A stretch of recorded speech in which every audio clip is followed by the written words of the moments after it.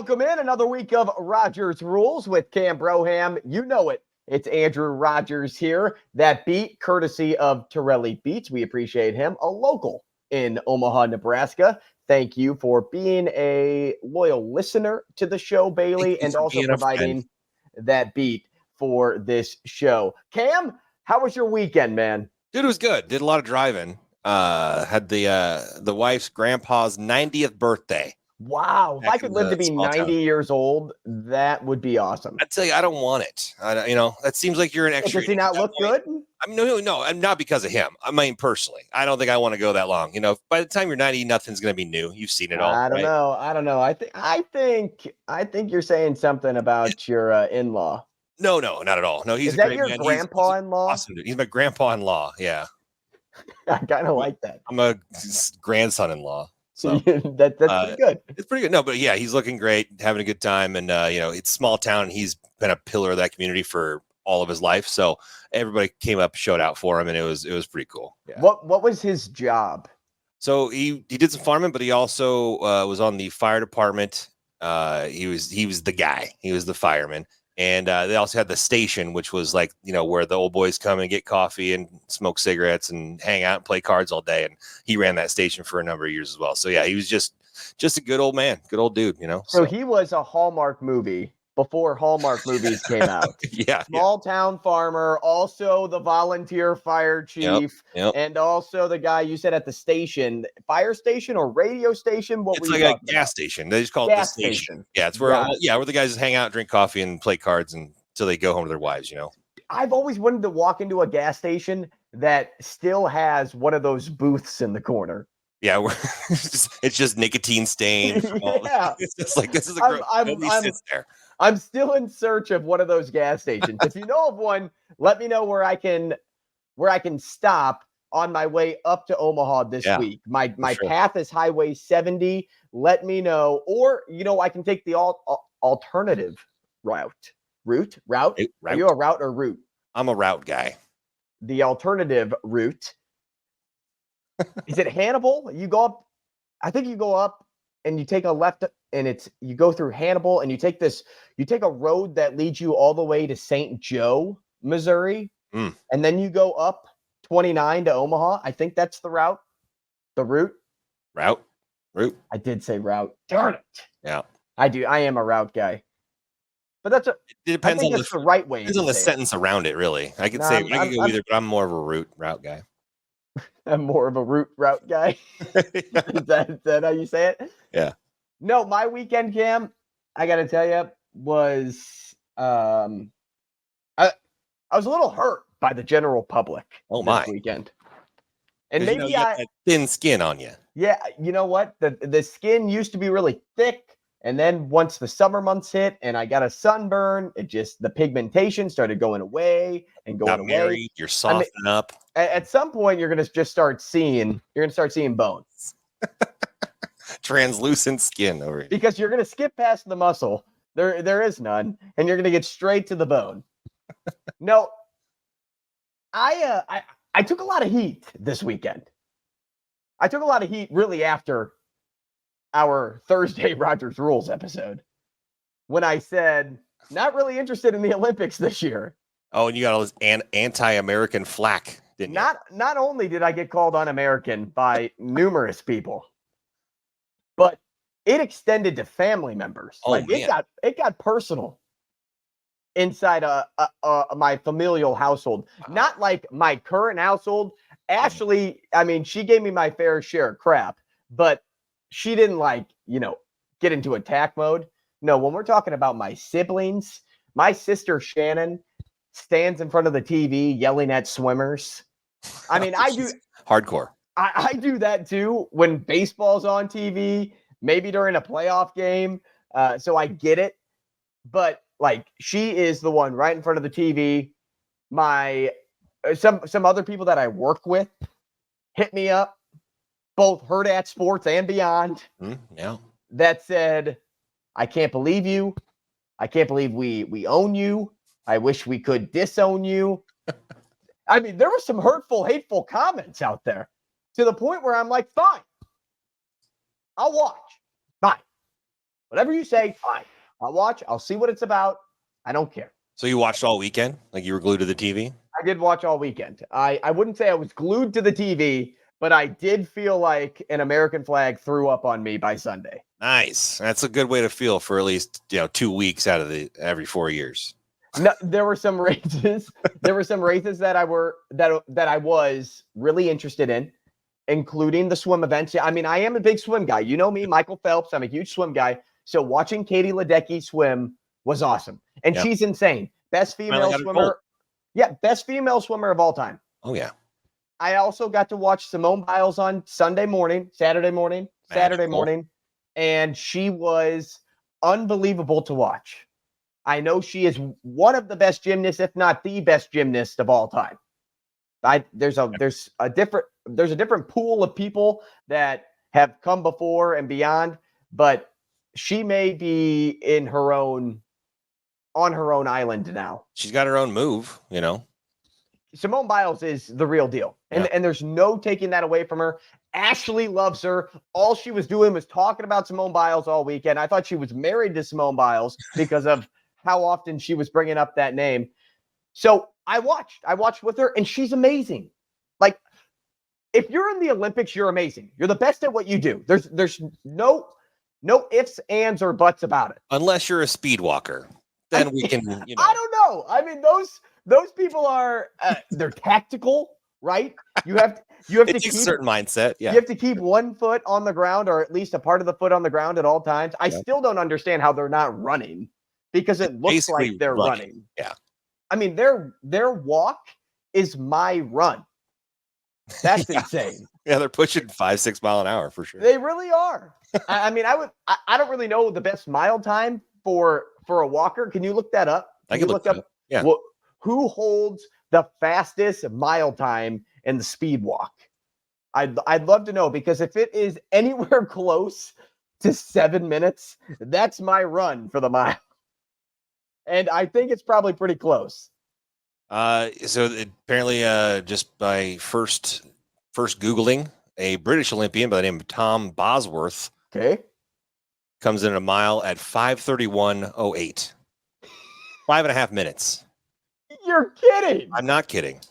So he walks faster than I run by a minute and a half. Yeah. That's amazing. Can you imagine watching that dude take off and just do the little field goal power, his power move, and he's just walking while I'm trying to huff and puff behind him, and I'm cooking. What you thought was cooking. This dude's this dude's just walking. It's like Wile E. Coyote in the Roadrunner type of situation, for sure. So again, man, like, these are the best in the world. The best. Now, I've seen my fair share of flops too. I watched diving a little bit, and I watched somebody back flop. That didn't look like it felt very good. But he was committed. He was committed through his twists and turns and flips until he landed on his back, and everyone could tell, right? When he first lifted off the diving board, it was like, oh, that's not enough bounce. And then you're just watching him still try to complete the routine, and you hear it smack, and everyone goes, ooh. Yeah, it's the longest 2 seconds in the entire Olympics, because everyone, and then he's doing the breaststroke to the shore, and people are like, I guess I'm like, don't clap for this guy. He just backflopped. He's gonna make it onto some fail videos and stuff. This is not a second grader trying out diving for the first time. This is an Olympian. I don't know where he hailed from. I can't remember. It was probably one of the small islands out there in the Pacific. But still, this guy's an Olympian. We're not clapping for backflops. We're just not. We're not doing that. This is the Olympics. They're the best in the world. Treat them like the best in the world, which is why I hold them to such a high standard. So I watched them this weekend. Good job. Katie Ledecky is insane. The 1,500-meter race was unbelievable. That's what she got her gold for, right? Yes. Yeah. And I mean, she got multiple golds, I believe. Well, I remember watching that first race last week when she came in third, and I was like, oh, what the heck, Katie? What's going on here? But then, obviously she's got more races, so she's got to.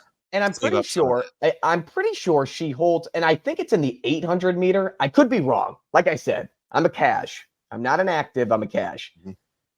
In the 800-meter, I believe she is the only Olympian to win 4 consecutive times in a row. Oh, the gold medal. So that's pretty cool. That's pretty awesome. Yeah, that just solidifies you as 3 times in a row. Best. Yeah, yeah, whatever. You're good. Yeah, you're the best. Yeah. She is by far the best female swimmer we have ever seen. But there was a stat that I saw, and I was trying to find it before the show, and I couldn't. But I'm just going to dig into the deep well. Just so you know, my we're not brain. completely accurate on this, but we're somewhere close to accurate. I am kind of close. So Katie Ledecky holds like the top 4 to 7 fastest times in the 1500 meter. It may be more, maybe a little less, but I think it's somewhere there. But let's just go with her fastest time. Her fastest time is, I think it's like 22 seconds. Is the gap between her and the second fastest time by a different woman. So if she's the top 7, then the 8th place would be 22 seconds behind that. Yes, correct. Yeah. So she's like got a 22-second gap between the best ever and the second best ever from a different person. But if you go from the second person to the 25th fastest in the 1500 meter, the 25th time is 18 seconds slower than the second best time. So Katie Ledecky holds, it's harder to get from 2 to 1 than it is to get from 25 to 2. Yeah, that's crazy. That is absolutely nuts. So those are like the stupid fun stats that get me to buy back into things. Yeah, because I know you're a stat nerd. And I am. That kind of stuff, just gets your brain going for sure. So I thought that was so cool. I'll probably make a video about it for Hurrdat Sports. I would. And I'll throw in Simone Biles too, because my wife will kill me if I don't. And rightfully so. Simone Biles has been insane. She took so much heat for dropping out of the last Olympics and basically just told everybody, like, yeah, you can shut your mouth. Yeah. Well, that was like, I think that's her, like, part of her motivation as the athlete that she is. It's like, oh yeah, no, I had to take a bit off, but it's check fuel. it out. Check it out. I'm back bigger than ever and just crushing it. So yeah. And for those that said anything to that woman, I mean, you're lucky that you're just a keyboard warrior, because yeah, I don't think you realize that she's married to an NFL football player and he'd kick your butt. Yep. He's a big boy. I mean, he may only be 5'11". I'm 5'11", but this dude looks like he ate me and Kahm and shredded all that weight into muscle. Yeah. So I wouldn't mess with him. He's a brick, man. Also, fun fact, Jonathan Owens, I think that's who's married to Simone Biles, right? Jonathan Owens? That sounds about right. You've seen him a lot on the old Jonathan Owens. Yeah, on the TV. He graduated from a high school in St. Louis. Really? So you know him. Just call him up.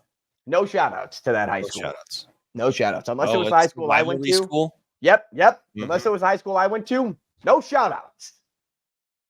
Even though my high school doesn't exist anymore. So no high school gets shout-outs. No high schools.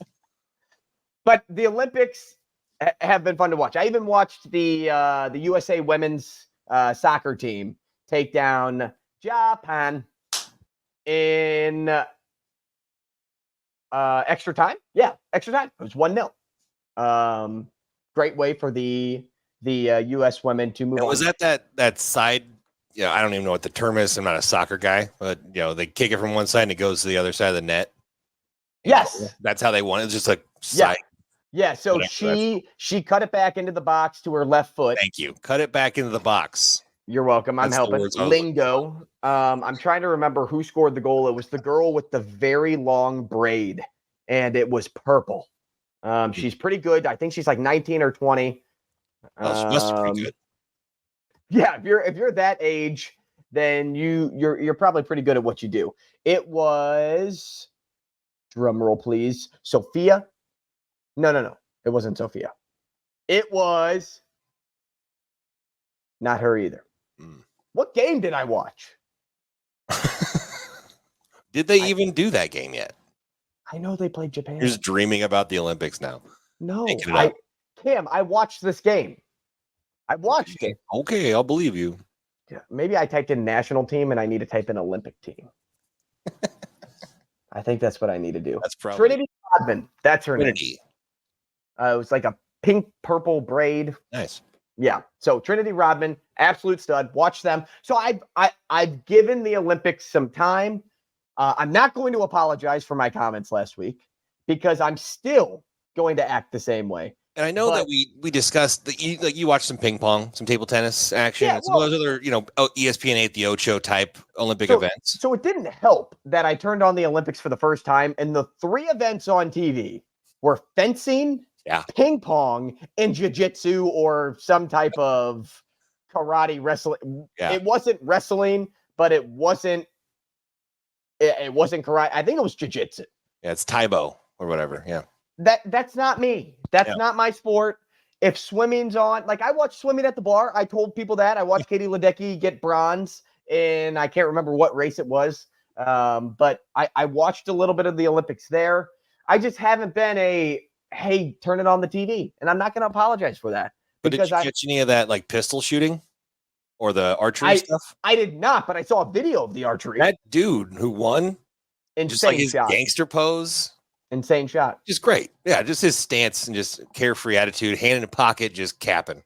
It's like, go get it, dude. I also watched Scotty Scheffler highlights. I didn't watch it live because this pisses me off about the Olympics. And we can't control it because we live in the US and this takes place in Paris. But golf is on at 2 a.m. Like I'm never watching golf. Yeah. Like it's just never. I watched the rerun, but I already know what happened. So it's like, is it even worth my time? And that's what I feel like a lot of times. Like when I turn on the Olympics and I'm like, ugh, like, is it really worth my time watching this? The only reason I watched those other events was because I had my morning coffee and I turn on the TV and Olympic soccer's on and Olympic gymnastics is on. So I'm like, great. Like it's what I want in the background. I've told you guys before that this is a background watch for me. It's not a sit in front of the TV, my TV dinner on my TV tray, and I'm eating, watching the Olympics because I can't get enough. No, it's a background thing for me while I'm fixing a sink or while I'm hanging up photos. So I forgot where was I going with this? I don't know. I was just daydreaming about the volleyball, though. That match that was on Sunday where our U.S. ladies beat. I thought you were talking about the outdoor volleyball. I was. No, you are talking about 2 teams.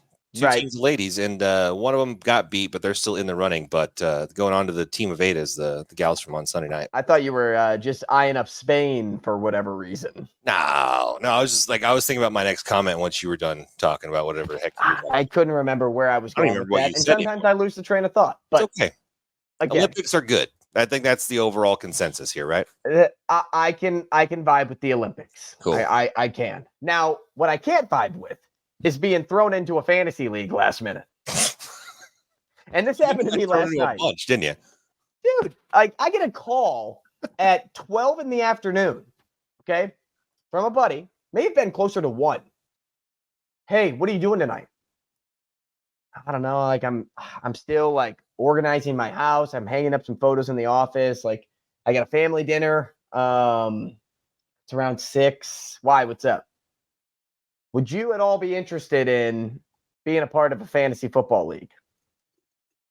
We have one guy drop out. He's going to a concert tonight now. Otherwise, we can't draft. I don't know when we're going to be able to draft. You're my first thought, but I've also like touched base with some other people and they've said no. What are you just now all the pressure's on me? Yeah, you're peer pressured into this. Yeah. So here I go again. Want you guys good time by saying no? Here I go again, getting bullied into something else. So I'm sitting there and I'm asking questions. I'm like, okay, when's the draft? Draft's at 7. I'm like, no, draft's at 6. And I said, man, I'm going to be eating dinner at 6. Like, unless the draft gets pushed back to 7, I won't be able to do it. He goes, all right, I'll see like with the other guys. I'm like, well, what's the buy-in? He's like, they're talking between $25 or $50. I said, okay, well, if it's $25, I'll do it. So they moved the draft back to 7. I'm like, all right, I guess I'll be in the league. No, you're a princess now. This is not on me, Cam. You do not get to throw this back at me. Okay, my bad. Yeah. So I get ready to start the draft. I'm loading it up. And all of a sudden, a message comes through. All right, this is for $50, right? Yeah, it's for $50. Yeah, we're doing this for $50. I said, whoa. I said, I joined the league because I was told it was $25. Well, we did a group vote, and the group wanted 50. I said, this is not happening. Like I said, I'm doing everybody else a favor tonight. Just because you moved the draft back an hour, sorry, Eastern timers. Sorry for you guys in Philly. I said, this is a $25 league. I still think we should do it for $50. Who wants to do it for $50? Like this message if you want to do it for $50. Like. I said, do you guys want to draft tonight? I said, I can leave. Sorry, dude, you're already in the league. Your team's already made. So here I go. I'm like, 1, I'm getting pressured. 2, I'm getting bullied. 3, I'll take your money. You really want to do it for $50? I'll take your money. With a passive-aggressive team name for this situation? My team name is Rough. Rough. Can mean a lot of different things. Yeah. Rough like, because well, I put it on myself. Gosh, that was so rough. Why didn't you nail down these details? And rough. 2, everybody else is going to feel real rough when I take their money. Take their money. Yeah. You know what? They don't see. This background isn't transparent for them yet. They can't see through it. Not to the bone yet. Nope. Sure. They haven't gotten into the How bone. many leagues are you in now? So and will you join any more as well? Cam, this is my problem. Yeah, you have an addiction. Yeah. Every year, I say I'm doing 3 leagues. Every year I come in, I say I'm doing 3 leagues. It's going to be my family league. It's going to be my dynasty league. And it's going to be the Hurrdat Sports League. That's it. That's it. I don't want to do any more. That's the amount of leagues. Okay. Those are the 3 leagues I'm currently in. Right. Well, then I get thrown into this other league. So now I'm in 4. 1 past the number I wanted to be at. My own fault for not saying no. 1 pass. And then I got thrown into another league that is an auction draft thingy-mabob that my cousin wanted me to join. And in that league is a guy that I can't stand. He's somebody that I joined the fantasy football league in college, okay? I only joined because it was a fraternity brother of mine that said his dad is starting this league. They need people. Do you want to do it? And I'm like, okay. Well, then I got pretty petty because I didn't make the playoffs. He didn't make a consolation bracket, so he told me to make my own. So here I am making my own. I'm not getting 10th. I'm getting 7th. This is what I'm going for. Well, they had this stupid rule in the league that you could pick up a player at any point in time. Oh. At no waivers. During the game, if the starting running back got hurt, you're spamming to pick up the backup really? So that you can have him for the future. It's a stupid rule. That's dumb. And it was so stupid for me because, like, unlike a lot of other people that were overly blessed, and don't get me wrong, I'm blessed in other ways, but, like, I was trying to make money on the weekends while I was in college. So I'm reffing soccer games during Saturday and Sunday football, college football, NFL football. We're talking about just Sunday, though. From the 11 o'clock or 10 o'clock spot all the way until 6 o'clock at night. So I'm not, the only thing I'm checking is how my fantasy team's doing during halftime. I don't have the luxury to see a running back go down and just spam to try to pick him up. So it was a dumb rule. So when he didn't make a consolation bracket and I was being petty as all else, his starting running back went down in the game that I was watching. It was Sunday Night Football. And they were already in the playoffs. His starting running back goes down. I picked up the backup. Nice. So I pick up the backup running back. And here comes the group text. It got to the point where people were being just jackasses to me. Like they knew they were a family, and so they knew they could gang up on the guy that they'll never have to see. A new guy, yeah. To the point to where the commissioner went in, removed the player from my team just so he could pick him up. Wow. I said, you guys are the most ate-up people ever. Ever. Yeah. This is a rule that you guys created. I don't care if it's the playoffs. You also didn't say that, hey, in the playoffs, there's no add or drops for those that aren't in the playoffs. Like now we're just making up rules. Yeah, make them up as you go. Now we're just becoming, I don't know, dictators, right? Yeah. I don't vibe with that. So this dude's in this league now, Cam. So I have to it's deal not with the them same again. league. It's not the same league. It's just that guy's in this fifth league. That guy is in this league because he's friends with my cousin. Oh, I mean, just such a weird coincidence, but he can go kick rocks. Yeah, you should probably try to steal something from him again. I should. Just to have that over his head. But I'll tell you, that rule won't be a part of this league because my cousin started the league. Yeah. So I wouldn't be shocked if that league disbanded because of how ridiculous it was set up. But that's beside the point. All I do is get roped into so many leagues. I'm in 5 leagues again. And there's 30 days left. I always end up in 5 leagues. Always. You're not, and I don't want to. One or seventh one pop up. I drop a league. I somehow get thrown into a random league. I dropped 2 leagues last year. I was like, yes. And here I am back in 5. Back in 5. Thank goodness Brando from Hurrdat Sports, Brandon Tiedemann, you heard from him at some point when we were recording this show. Thank goodness he is co-commissioner of our team because now I'm only like 4.5, right? Because Brandon does. I shouldn't even say that. I'm like 4 and like I'm 4 and 1/100th because Brandon basically runs that team. Did we do that draft yet? Not yet. He's setting up the league. I didn't get invited. So yep, he's setting up that league, and we will talk about all those picks. We'll try to bring in Hurrdat Sports people throughout the show. Oh yeah. How's your team doing? Well, not only just that, but I want to reach out to Jacob Padilla for like 1 minute and tell me his best pick, worst pick, move on to like Anna Bellinghausen, best pick, worst pick, Sasha Durkin, best pick, worst pick, and so forth. I think that could be a lot of fun. That'd be good. All right. So we talked about two different things from this weekend. I mean, that's kind of what Tuesday's episode is all about. We appreciate you joining us throughout your lunch break. But I want to get to one more thing before I let you guys go. And that is what we saw on Saturday at Memorial Stadium in Lincoln. A tremendous showing from Husker Nation. You know, those people loved the fact that they got to watch the open practice. They got to see Dylan Raiola in action, all the other quarterbacks too. You got to see your best skill players, your O linemen, your D linemen. Everybody was working. You got to see practice. It was an open practice. It's what people are itching for. And you probably grab a Runza while you were there too. Probably. But as fall camp has emerged, this is what people want. And it's funny because, I'm a Nebraska football fan from afar right now. I tell people I'm a huge Husker fan here in St. Louis. And they're like, yeah, you guys got that one guy. You guys got Dylan Raiola now. Like you got that one quarterback, or you got that pretty good recruit. If I would have said that last year, that I'm a huge Husker fan, no one would have been able to name one player on the team. Right. They would have crapped on you. So it's crazy. And we've talked about this a lot on the show, but it's crazy the national attention Nebraska is getting right now. That spotlight is shifting for sure. It's coming this way.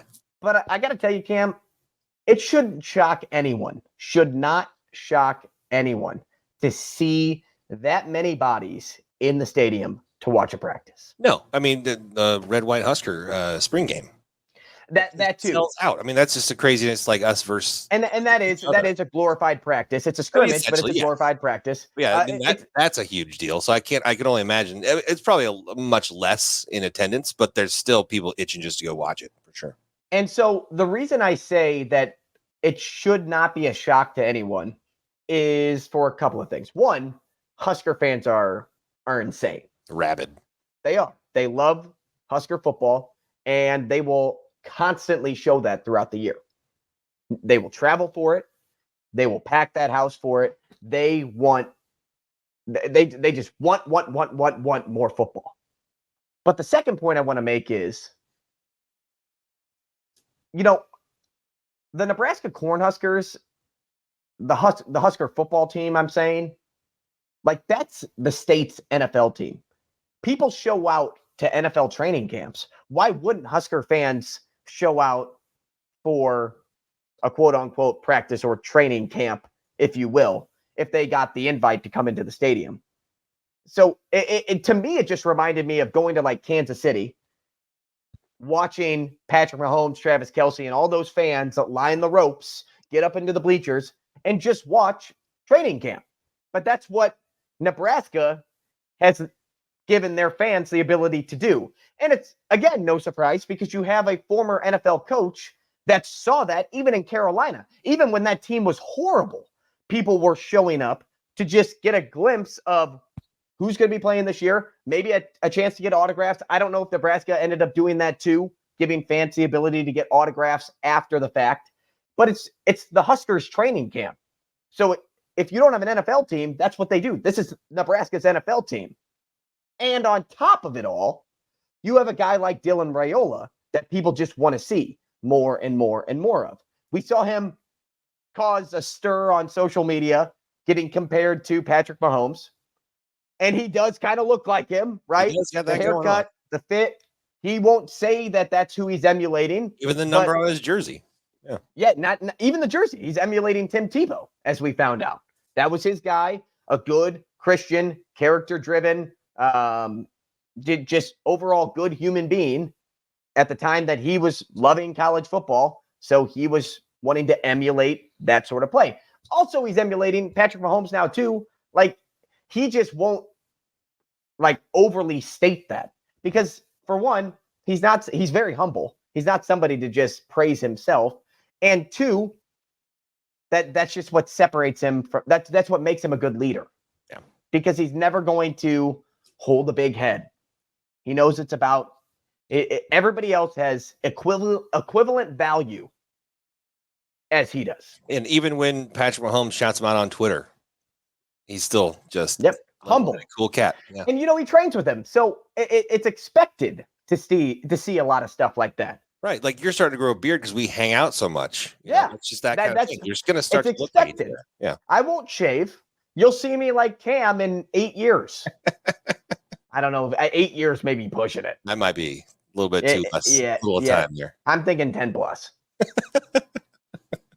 I'm looking at retirement. You're just finally getting a beard. Hey, look, Kahm, look. I haven't shaved since 2024. And we're retiring in 2025 because we're millionaires. This show's about to be rich. Drop it. No, but Dylan Raiola is somebody people want to show up for. Patrick Mahomes is somebody people want to show up for. That's why Kansas City Chiefs fans show up at training camp. Caleb Williams, I'm a Bears fan. Those training camps are elite right now. People can't get enough of the Chicago Bears because of the hype. Yeah. And the hype is following Nebraska. They have the quarterback, the creator, I don't even want to say it, but the golden child, they have it. So people want a glimpse of that more and more. So it's no surprise that I saw that. If you just watch Sights and Sounds videos, if you weren't able to make it like me, or if you were actually present, you know the reasons you were there. You wanted to get another taste of Dylan Raiola and Nebraska football. And I think I don't want to keep beating around the bush. And I haven't been, but I think people need to stop beating around the bush and just making it clear right now that Dylan Raiola is the guy. You'll expect to see him under center on game one because of the way this coaching staff talks about him, because of the way we see him work. He's the guy. Glenn Thomas could not be more amazed about his leadership capabilities already as an incoming freshman. That right there tells you everything you need to know. Insane. Yeah. But exciting times for Nebraska football. And August 31st is going to be a wild day in Lincoln, man. I tell you what. Well, and I was looking at the schedule again, and there's some new people that I'm working with that I'm talking to, and I found out are big Nebraska baseball fans. Oh, not baseball. I'm sorry, Nebraska fans. One of the guys is a former Nebraska baseball player. Oh, okay. That's what got me mixed up there. And the other guy is just a fan. I don't even know if I don't know why. I don't think he grew up near the state of Nebraska, but maybe they were just, good on TV when he was growing up, and that's why he flocked to that team. Happens a lot. But I was going through the schedule with them, and they're telling me to stop, right? When people don't want to get overly optimistic, they're like, stop, man, stop. 6-7. Stop. Don't say it. Stop, right? And I'm just like going down the list. UTEP, win. Colorado, win. Northern Iowa, win. And I'm just going. I said, guys, at some point this year, Nebraska will be 7-0. They will be in the top 10 or top 25 of all of football. And dare I say, Nebraska be back. Nebraska be back. Podcast title, Nebraska be back. Nebraska be back. That's it. And you know, it's hard for people not to agree, right?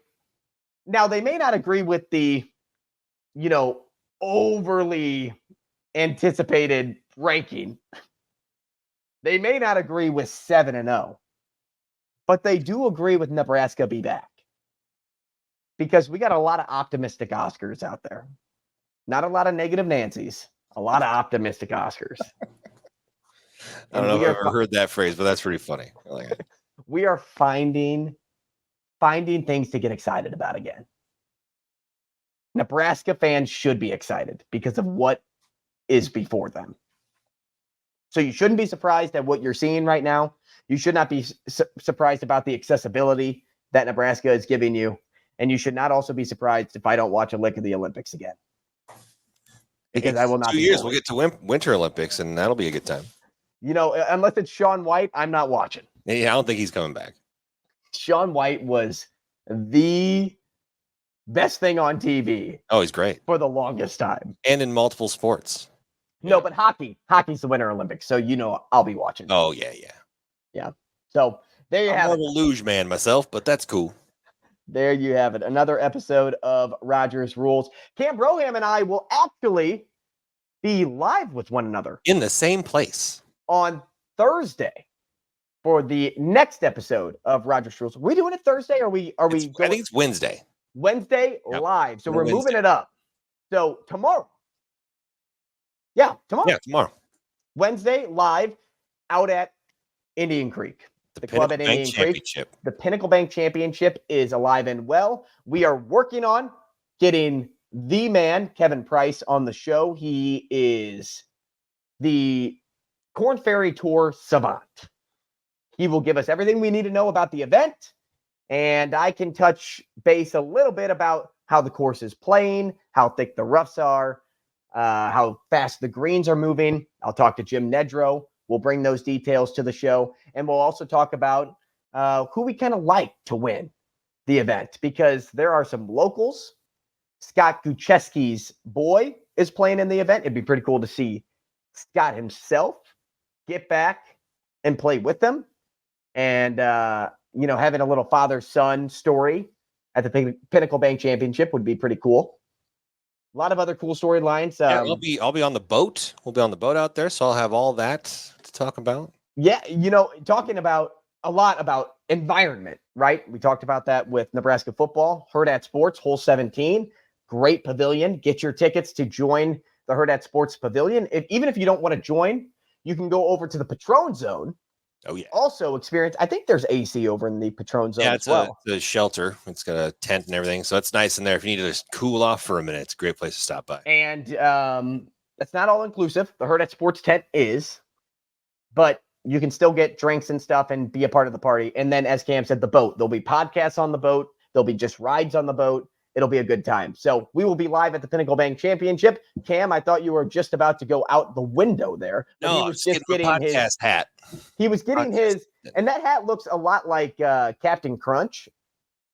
So I'm going to call Cam Captain Crunch from now on, because Captain Crunch does have facial hair. I think it's only a mustache. All berries. I want the peanut butter. Oops, all berries. Captain Podcast coming at you. Maybe we'll have some Captain Crunch on the show. Who knows? Ooh, I'd love that. Maybe we'll get that at our Village Inn stop. They probably have that, right? We are going to Village Inn after we record on Friday. I think we got a little Village Inn date. We're going to talk a little bit about the progressive nature that this show is moving. So there you have it. Rogers Rulez. Thanks for joining us for your lunch break. We will see you next time. We will see you live out at the club at Indian Creek for the Pinnacle Bank Championship. Your coverage on Wednesday. See you then.